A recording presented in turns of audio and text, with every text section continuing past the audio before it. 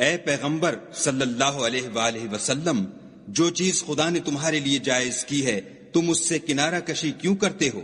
کیا اس سے اپنی بیویوں کی خوشنودی چاہتے ہو؟ اور خدا بخشنے والا مہربان ہے۔ خدا نے تم لوگوں کے لیے تمہاری قسموں کا کفارہ مقرر کر دیا ہے، اور خدا ہی تمہارا کارساز ہے، اور وہ دانا اور حکمت والا ہے۔ اور یاد کرو جب پیغمبر نے اپنی ایک بیوی سے ایک بھید کی بات کہی تو اس نے دوسری کو بتا دی۔